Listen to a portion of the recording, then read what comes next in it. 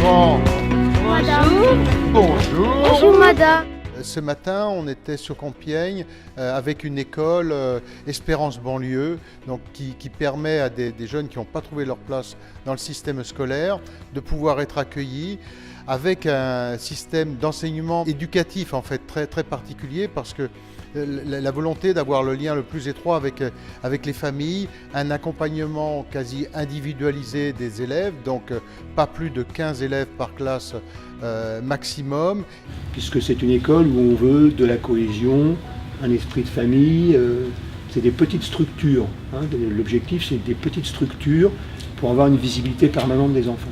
Une école Espérance banlieue, qui est un réseau d'écoles hors contrat destiné aux enfants du CP à la 3e. C'est complètement issu d'une volonté d'habitants dans une action citoyenne, qui avons pris conscience depuis 4-5 ans de la difficulté qu'il y avait, même pour une ville comme Compiègne, d'avoir un vivre ensemble apaisé, et où il y avait quand même des communautés qui vivaient en parallèle des choses extrêmement différentes. Et puis, il y a un volet citoyen également, puisque les enfants, finalement, tous les matins, ont un rassemblement devant le drapeau français, le drapeau européen et le fanion de l'école, pour qu'on cultive chez eux la citoyenneté, l'attachement à l'institution à laquelle ils sont.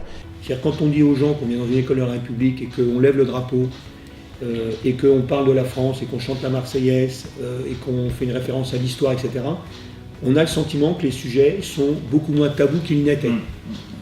Ce qui est certain, c'est que les parents qui viennent ici, eux, ils sont demandeurs. Et que ça leur pose absolument aucun problème qu'on rappelle qu'on est en France, qu'on vit en France, qu'on rappelle les valeurs de la République, qu'on chante la Marseillaise. Ça pose aucun problème à personne. Et j'ai pu le constater en rencontrant des familles qui amenaient leurs enfants à l'école ce matin. C'est la reprise de confiance de l'enfant qui donne la fierté aux parents d'avoir un enfant qui réussit, alors qu'a priori on lui disait que son enfant était déjà quasi en échec scolaire alors qu'il n'a que 7 ou 8 ans.